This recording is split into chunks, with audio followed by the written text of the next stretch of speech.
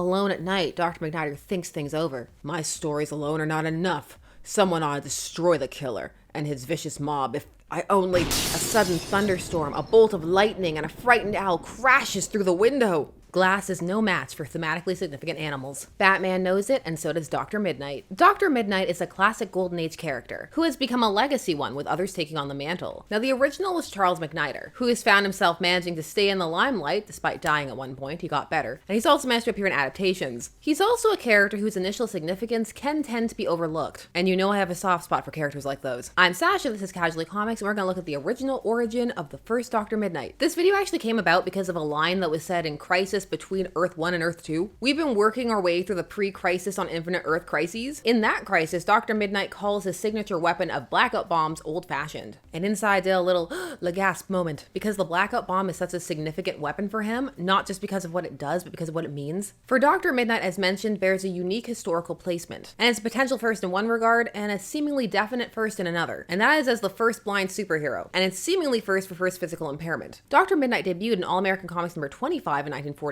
This is the same title that would introduce the Golden Age Green Lantern, Alan Scott, as well as the Golden Age Atom, Al Pratt, the original Red Tornado. I'm just mentioning them because they arrived before Dr. Mid-Nite. Dr. Mid-Nite himself was created by Charles Reisenstein and Stanley Ashmeyer, and his debut story is called Dr. Mid-Nite, How He Began. Look at them, dodging the word origin. But this means he gets to start off with an origin out the gate. Not all characters do. In his case, it's a strength because he has a very tightly constructed one. Now, this story would find itself reprinted years later in Justice League 95 in 1971, and also would appear in a Golden Age archive book, and potentially time of recording, it's popping up more places. I hope so, because the way it approaches the topic is interesting, and it clearly inspired some later creations. Also of note is the spelling of his superhero name, which is not Mid-Nite like the time, but rather mid, then a hyphen, N-I-T-E. I was curious as to why, so I looked into it. I found a couple of theories. The one leading one is that it was to avoid confusion, specifically with Captain Mid-Nite, who was a popular radio serial character at the time, and would also start to have comics published first by Dell in 1941. Later, Fawcett would start to do it starting in September of 1942, and that series would run for 67 issues, off the top of my head. If I'm right, this clip will make it into the video. However, another theory was that it was to have distinct spelling and to play with some of the common naming tropes of the time, like the hyphen in between. Looking at you, the Batman. Mystery men just had certain types of names, and that was what Dr. Mid-Nite was at the time of his first debut, a mystery man. But it must be noted that aside from Captain Mid-Nite, there were some other characters who had Midnight in their name at the time, such as Mr. Mid-Nite. He debuted in Silver Street Comics in 1939 in issue 1, but he was only in 2 issues. His spelling is the same as Dr. Mid-Nite, but no hyphen. I wonder if it was a spacing thing or just an alternate spelling thing. If you know, let me know. And then there was another character just called Mid-Nite. He debuted in Smash Comics number 18 in January of 1941, so before Dr. Mid-Nite, who debuts in April. And Mid-Nite would himself go on to become a popular character, eventually the cover feature on Smash Comics. Regardless of the whys, Dr. Mid-Nite's name spelling does stand out, and maybe it's just because I'm so used to it, it's hindsight bias maybe, but I like it. To me, it looks more interesting if it was spelled correctly. His story opens in a dramatic fashion with a verbose teaser. Dr. Mid-Nite. As dark as night itself is Dr. Mid-Nite, the avenging figure of darkness who appears and strikes at evil with the speed of lightning and then retires into the night as quickly as he came. Who is he? What is he? This is the story of how he began. The story proper opens on Charles McNider, who is a famous doctor. They don't specify surgeon, it just comes across as more around, but they will focus in on his surgery skills even in this story. So when it starts to evolve more in that direction with a specific focus, it makes sense. What he's doing in the start, he's working on a serum or cure for something, not a crime cure. Bullet Man already did that. He's working with his lab assistant, Myra Mason. Alliteration, a staple. Also, this makes the doctor and his superhero name true, unlike some of those captains we've been covering. He's interrupted in his research when a cop bursts in and says he needs assistance. I'm sorry, but Dr. McNider is very busy. I'm never too busy to do a good deed. Take me to this man at once. Little does Dr. McNider realize that he is speeding towards a new life of strange and thrilling adventures. This man is an important witness against Killer Maroney, the Racket King. One of the mobsters shot him in the back as he was coming home from work. Cold-blooded killers like that should be tracked down and wiped from the face of the earth. Dang, tell us how you really feel, Dr. McNider. Also, do you like how his name itself is a bit of a play on Dr. Mid-Nite? If you say it fast enough, it's almost like you're saying Dr. Mid-Niter, but it's less obvious than some of those other pun names. Dr. McNider says that he can save the witness who was shot by one of Maroney's goons, who we're later going to learn is named Mike, but I'll just tell you that now. His name is Mike, but he's outside waiting to finish the job, and it amuses me greatly that he's looking at this bed-bound old man and calling him a punk. Now, Mike is looking to get in good with Maroney, so he decides to finish the job, and he does this by throwing a hand grenade through the window window. The cowardly thug throws a hand grenade of death and destruction into the poor little home. Boom! As the smoke clears away, the police arrive, and they attempt to rescue the victims of the explosion. This is the only one alive! Why, it looks like the famous Dr. Mid-Niter. I've seen his picture in the papers. Dr. Mid-Niter, of course, survives, otherwise this would be a very short comic, but he is blinded in the accident, which the comic says is the doom of his professional career. So Doctor Strange years later will have some Dr. Mid-Nite energy. Now, the doctors on the staff in this issue also treat this like his life is over, like he'll never do anything again. He'll live, but he'll never be able to use his eyes again. What a pity. He did so much for humanity. Now, this is not an odd outlook for the time, and can be one that some still hold. Even Superman wearing glasses was meant to make him seem inferior and feeble. That was part of it. It wasn't just mild-mannered. There used to be a more distinct stigma against glasses. So for Dr. Mid-Nite to actually be blind and a superhero was a pretty big challenging of norms and expectations. As is the attitude that he takes to it, which is that he takes it largely in stride and just decides he's not done yet, there's more that he can do. The first tact he decides upon is writing. He's gonna write about criminals and how they're bad. He's gonna do it in a scathing and condemning manner in a crime magazine, seemingly hoping to sway public opinion and combat romanticization. Myra agrees to still help him after he asks. She says that she will be his eyes. And so they launch his writing career. And also they play upon the fact that he's a well-known scientist in his write-up blurb. They put it on the front of the magazine. And I will be your eyes. Dictate your stories to me, and I will read for you, and I will help in any way I can. And thus starts Dr. Mid-Niter's career as a writer fighting for the public good. Crime detective tales. It's kind of hard to read in this version, but it says gangsters are cowards, a complete expose of Killer Maroney by Dr. Mid-Niter, the blind scientist. Criminals are cowards, huh? Are they also superstitious? This must be Batman's favorite magazine. He's like, this magazine gets me. This all draws the attention of Killer Maroney, who if this were the contemporary age would 100% be Googling himself, or I guess chat GPTing himself based on the latest trends as to how people are looking for things. He'd be looking himself up. The killer, who is a crime news fan, gets all the detective and crime news magazines expecting to find flattering accounts of his latest crimes. Say, what's this? That Mid-Niter guy is getting too fresh for his own good. Ooh, let me blot him out, killer. Let him make a monk of himself if he wants to. No one's gonna pay any attention to a guy who can't even see what he's talking about. Okay, killer, but it's too bad I didn't do a good job that time. That just casual mention of the perceived decreased status Mid-Niter may have in society because of his blindness is well done in this issue. The story doesn't stop for it, it just incorporates it in a very naturalistic way, but then also combats it. And you see this kind of treatment from people who both dislike him and respect him. But Killer has more important things to deal with than poor publicity. One of the shop owners they were squeezing has gone to the cops. He's gonna give Mike a second chance. Stop sending Mike. He's not good at this. I mean, he was kind of good at the first time. The grenade did take out the first intended victim, but then create another problem. But Mike's eager to go do the goon thing, the whole nice shop you got here. Shame if something were to happen to it. Actually, we're past that point. Time to go break some legs, bust some kneecaps. Bad things in the lower extremities. But what they weren't prepared for was that off somewhere else, Dr. Mid-Niter was having a Batman moment. Alone at night, Dr. Mid-Niter thinks things over. My stories alone are not enough. Someone ought to destroy the killer and his vicious mob. If I only... A sudden thunderstorm, a bolt of lightning, and a frightened owl crashes through the window. Now in this story, this is the moment where Dr. Mid-Niter learns he can still see at night. Later versions will clarify that it's still not 100% or equivalent as to what he had before. It's just clearer than the nothing he has in the light. But in 1941, it's explained that he has a kind of night vision. This is also the first time he's taken the bandages off. He's been keeping them there. They don't go into how long specifically, but it works for the dramatic reveal. Poor fellow, he's hurt. I must help him. I'll take him over to the light and see what's wrong. Well, I'm blind again. I can't see. It's the light.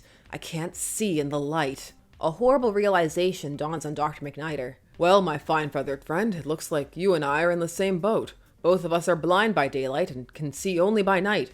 Who? Since we're birds of a feather, we may as well stick together. Hold still while I fix that wing of yours. I'm going to keep you as a pet. Who? That owl looked very unmoved by that monologue. Explanation of Dr. Mid-Niter's strange phenomenon. Everyone knows an owl can see only at night. The iris of its eye cannot close off light to the proper degree, and so the owl is blinded by daylight. The accident made Dr. Mid-Niter's eyes the same as the owl's. He can see in the dark, but light blinds him. Hence he will become Dr. Mid-Nite. Also, whether you find any of this credible or not, this means that Dr. Mid-Niter is about to have an owl sidekick who he's going to call Hootie, and that's amazing. It also feels slightly atonal from the rest of the issue, which has a bit more of a gangster pulp energy, but then you have some of the superhero tropes that are also in there, which you're going to have with the sidekick and the secret identity. Who needs to endanger children when you can have an owl? Now, Batman, with a hyphen, was the one to have a bat fly through his window first, in Detective Comics 33 in 1939, when his origin is given. Although in this case the bat flies through the window, it's already open, there's no smashing. Funnily enough, later versions will add dramatic smashing through the window, but in that case, they were copying Dr. Mid-Nite, whether they realize it or not. But here we see that Batman does seem to be a bit of an inspiration on Dr. Mid-Nite. Now we go from that to the gangster shaking down the candy shop owner, Mr. Schlitz, who is tired of being exploited. He's not gonna take it anymore. I'm an honest businessman. So are we, honest businessmen. And we want to know why you called the police and told them we steal your protection money. We don't like that, Schlitz. And I don't like to pay you money for nothing. That's why I told the police. You and Maroney are all crooks. I won't. Shut up, Schlitz. You talk too much. Please don't shoot. I've got a wife and a child. Also, I see that he was low-key open to paying protection money, but just for actual protection. Maybe they should be better mobsters. Also, torso shots so he can die as painfully as possible. Ice cold. If we're gonna go that far, just show them stealing some candy from the shop too for maximum evil. The next morning, Dr. McNider is all set to tell his assistant the good news that he can see sometimes in the dark. And now he's walking around without the bandages covering his eyes, which he wasn't before. He's not drawn wearing dark glasses as of yet though, but they'll start doing that by All American Comics 27. He actually does have a walking stick in this issue, but it's just not very prominent, but you see it in a panel or two. Now before he can tell her about what he's discovered, she reads him the newspaper headline because she thinks it might inspire him to write a piece, and it's interesting, and it's about, of course, this guy being shaken down by Killer Maroney and getting shot. Now he's in a coma. This does not give him inspiration for another article, but instead gives him another idea. One that's going to require a secret identity, but also the dual layer of the rest of the world not knowing that he can see even a little bit. Now while the story handles McNider's blindness fairly well, it still has its peritypical moments that will stand out on occasion.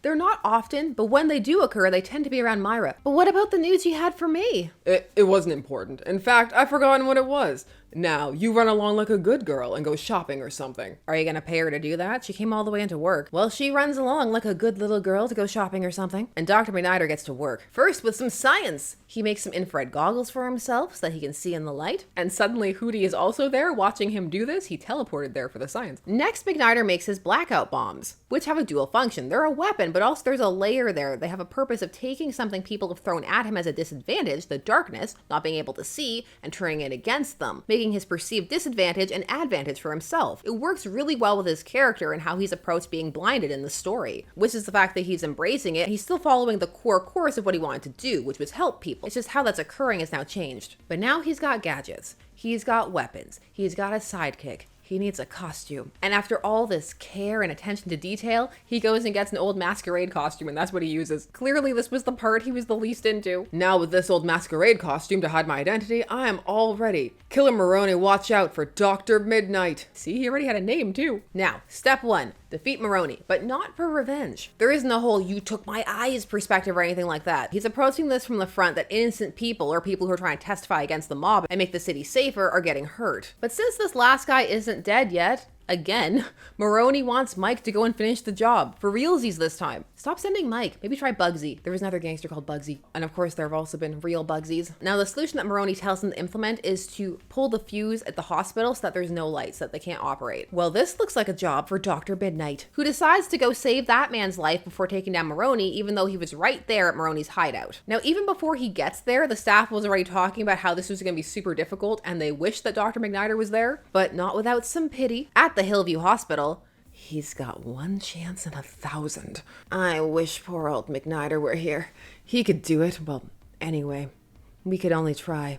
Scalpel nurse. They're going into this with a great attitude. This is gonna go great. Also, poor McNider is a successful author by this point, or he seems to be anyway. At least they're printing the cover like he is. Maybe that's cover bait. But when the lights go off, a mysterious figure pops into the operating room. Suddenly, the weird figure of Dr. Mid-Nite appears, framed in the window. I believe a fuse has been blown. You'll have no lights at all for a while. Nurse, gloves and scalpel, please. Quickly! Something commanding in the voice of the strange creature forces the nurse to obey his command, and in the dark, Dr. Mid-Nite successfully completes the operation. The way they describe him as a mysterious creature, like he's not supposed to look entirely human, does not match with the costume he's been given. A man in a cape and colorful vest. What a strange creature. His work done, Dr. Mid-Nite leaves as suddenly as he came. It's incredible that strange creature performed the operation in the dark, and it was a complete success. Look, he left something. A symbol. An owl and crescent. It says Dr. Mid-Nite. Aw, Hootie's on the calling card. That's nice. He's not always going to be. He had to leave a card to make sure that not only do they know his name, but that they spell it right. But with that life saved, there's only one thing left to do. It's time to take down Killer Maroney.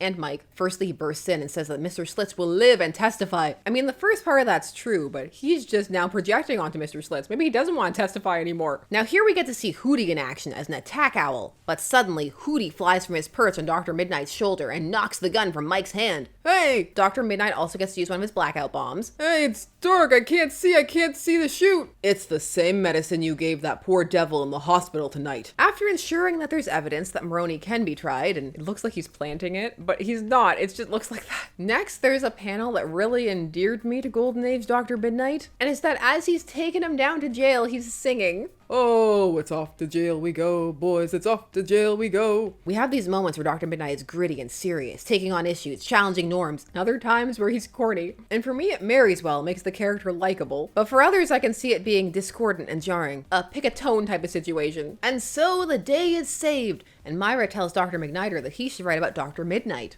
And he says maybe he will.